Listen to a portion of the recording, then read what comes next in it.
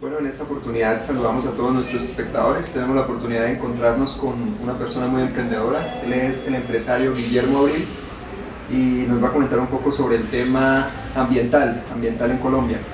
Entonces, pues Guillermo, para comenzar nos gustaría saber cuántas cumbres se han realizado en materia ambiental. A ver, las cumbres que se han realizado comenzaron desde 1972. Esta cumbre fue la de Estocolmo. Las conclusiones de esta cumbre básicamente fue que los países reunidos llevaran el mensaje, cada uno, para que no fuera la responsabilidad simplemente de un gobierno, sino que la población civil y todas las personas que representan también el Estado estuvieran comprometidos en temas de mitigación, en lo que tiene que ver con la contaminación y disminución de afectación al medio ambiente. Otra de las conclusiones que nos dejó la cumbre de Estocolmo es que se requería una política de educación, porque para entonces, en 1972, pues muy poco se había hablado de lo que tiene que ver con temas ambientales, de impacto ambiental, de disminución de la contaminación. Y otra de las conclusiones es que se pudiera y que se proyectaran dentro de los presupuestos nacionales que quedaron incluidos en los planes de desarrollo, presupuestos de tal manera que el medio ambiente en cada país tuviera sus propios recursos, unos rubros significativos para hacer un trabajo importante en todo el territorio de cada país. La segunda cumbre se dio en Río de Janeiro. Esta cumbre fue en 1992, es decir, 20 años después. Y esta cumbre básicamente planteaba, una de las conclusiones más importantes, es que se crearan leyes para que estas leyes pudieran de alguna manera generar marcos jurídicos en los diferentes países, de tal manera que ya no fuera simplemente si se quería trabajar con el medio ambiente, sino que fuera por ley. Así las cosas, Colombia respondió satisfactoriamente creando la Ley 99 de 1993, es decir, un año después. Y con esto comenzó el marco jurídico para los temas ambientales en Colombia. La tercera cumbre fue la cumbre de Johannesburgo. Esta se dio en el año 2002. Esta fue en uno de los países de África. Y esta cumbre básicamente lo que busca es trabajar también muy contundentemente con el tema de medio ambiente. Fue organizada o programada y convocada por la ONU, que es la Organización de Estados Americanos, y asistieron a esta cumbre más de 180 países. Presidentes, representantes de cada uno de los países se comprometieron a que la participación ambiental o el esquema ambiental tuviera un alto grado de compatibilidad con el compromiso que cada país debía de tener. Otra de las conclusiones es que la promoción del desarrollo sostenible se manejara desde la equidad o desde el beneficio de las familias más pobres en cada uno de los países. La cuarta cumbre se realizó en Río de Janeiro. Se suponía que las cumbres se iban a estar moviendo para diferentes países, pero tal vez porque en Brasil es uno de los centros más importantes en biodiversidad, tal vez por esto han hecho reiteradas dos cumbres en ese mismo país. Y esta cumbre se denominó o se dio bajo la denominación de la Conferencia de Desarrollo Sostenible Río +20. Esta cumbre básicamente las conclusiones fue crear un foro político de alto nivel para el desarrollo sostenible. Los 193 países que participaron en esta cumbre aceptaron el concepto económico verde, que era un concepto bien importante. Y también, como conclusión final, se hizo la reiteración de los principios de la cumbre de Río de 1992. Muy interesante. Bueno, ya siguiendo el tema, cuéntenos qué porcentaje del territorio nacional se encuentra pues en áreas protegidas. A ver, nosotros tenemos en Colombia 58 áreas protegidas donde hay aproximadamente 12 millones de hectáreas. A eso le sumamos las áreas protegidas que tienen las CAR, que son las Corporaciones Autónomas Regionales. A eso le sumamos también las reservas de las personas de la iniciativa privada, es decir, reservas privadas. Y a eso le sumamos también las reservas que tienen los indígenas, que son más de 5 millones de hectáreas. Y le sumamos a eso también 5 millones de hectáreas que fueron entregadas según la ley 70 a las comunidades negras en el Pacífico colombiano. En suma, alrededor del 20% del territorio nacional está en áreas protegidas. Sin embargo, hay que mencionar que el presupuesto que se dedica para el tema de estas áreas protegidas no alcanza a ser el 2%, es decir, que muy buena parte de las áreas protegidas, vale mencionar, no cuentan con una protección adecuada.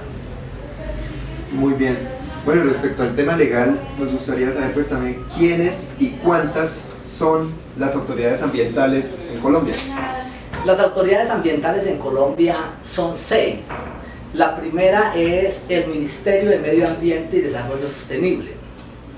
La segunda es la ANLA, que es la Agencia Nacional de Licencias Ambientales, que se encarga de las licencias de gran envergadura.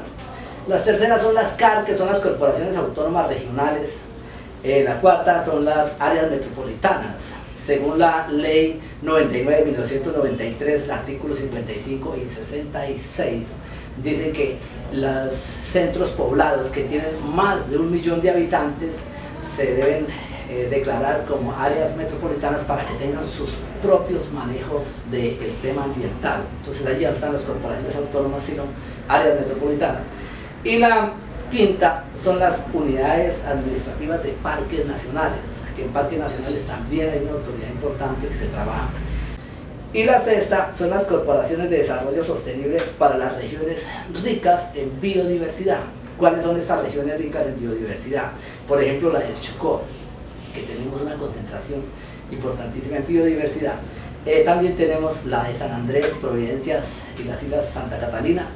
Y tenemos por el otro lado Corpo Urabá, que es también un centro de biodiversidad, y estas instituciones lo que hacen es proteger, indagar e investigar sobre esa materia. Correcto, muy bien. Hay un tema que se ha venido mencionando acerca de las compensaciones. Cuéntenos cómo es el mecanismo de las compensaciones.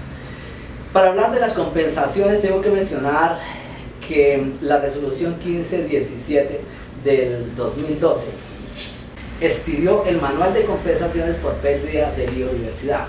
Este manual de compensaciones establece criterios muy claros en lo que tiene que ver con la parte de jerarquía de los criterios. Se dice que en un proyecto que se va a hacer, una obra de alta envergadura, se tiene que, en principio, evitar el daño. Y si no se puede evitar el daño, disminuir el daño al mínimo. Y si no, pues, efectivamente, entonces hay que compensar. Pero bajo estos preceptos y principios indicadores se debe estar trabajando. Las compensaciones son consideradas como medidas de protección que buscan compensar la pérdida de biodiversidad de una manera directa. Las compensaciones se comienzan a manejar o se comienzan a mencionar desde la Ley 99 de 1993. Las compensaciones están enmarcadas en 4 aspectos fundamentales. Uno es en las licencias ambientales, el otro es en la sustitución de áreas de reserva, el otro es en el aprovechamiento forestal y el otro aspecto es en el aprovechamiento de especies amenazadas. La que más tiene efectividad en este caso es lo que tiene que ver con las licencias ambientales. Ya como mencionamos, la ANLA, que es la Agencia Nacional de Licencias Ambientales, es la que se encarga y es la que tiene más cumplimiento de alguna manera, por causa de que las licencias son otorgadas y están sujetas a una proyección de la parte de compensación que presenta el mismo que va a hacer la afectación, presenta y es prácticamente requisito fundamental para que se emita la licencia. El manual de asignación de compensaciones por pérdida de biodiversidad responde a aspectos fundamentales como el cómo, cuánto, dónde y la duración en el tiempo. Entonces, en cuánto se tiene que evaluar aspectos fundamentales como la vegetación secundaria. En cuánto quiere decir que por cada hectárea que se afecte, entonces se tiene que hacer la reposición o la compensación entre 2 y 4 hectáreas. En lo que tiene que ver con la economía, en lo que tiene que ver con el ecosistema natural, por cada hectárea que se afecte se tiene que reponer entre 4 y 10 hectáreas. ¿Dónde? Fundamental también para mencionarlo, se tiene que hacer la equivalencia ecosistémica y se evalúan las áreas prioritarias para la conservación. También se evalúan las áreas prioritarias para la restauración. Y en lo que tiene que ver con el cómo, entonces pues varias formas se están mostrando, y una es la reforestación, otra es la restauración y otra pues, es la compra de predios, que también se puede hacer este tema a través de la compensación. El duración en el tiempo, pues se tiene que mirar que cuando se va a comenzar un proyecto de gran envergadura, el líder de la multinacional, por mencionarlo de alguna manera, podría decir, bueno, yo voy a hacer una afectación, entonces la comienzo a hacer dentro de 2 años, mi proyección es esa, comienzo entonces a hacer desde ahora la compensación. Sin embargo, nuestra cultura no tiene la posibilidad de que se cumpla eso en la práctica. En la teoría funciona muy bien, pero en nuestra cultura siempre la tendencia es como a evadir las responsabilidades que tenemos con el Estado, con el medio ambiente. Bueno, Guillermo, ya para concluir, pues nos gustaría oír respecto al tema ambientalista, la parte de legislación, algunas conclusiones que considere pertinentes al respecto. Claro que sí. Primera conclusión es que desde las primeras cumbres que se comenzaron a hacer cada 20 años, se ha visto de todas maneras el compromiso de los diferentes países, tendientes a que se genere disminución en todos los efectos invernaderos, porque definitivamente eso amenaza la vida de todas las personas, de los más de 6 millones de habitantes que tiene la Tierra. Como segunda conclusión, considero fundamental que se cree un conjunto coherente de políticas y de leyes internacionales que hagan incluso meter en cintura a los otros países que no han querido incluirse, aunque en la última cumbre ya participaron 193 países. Y la tercera conclusión es que se cree un tribunal internacional para hacer efectivo el cumplimiento de esas leyes internacionales. Definitivamente, si queremos meterle duro al tema de medio ambiente, los países van a tener que hacer un esfuerzo en mitigación de riesgos, en compensaciones ambientales y en cumplir la normatividad que ellos mismos propusieron desde la primera cumbre de Estocolmo de 1972. Muchas gracias. Muchas gracias.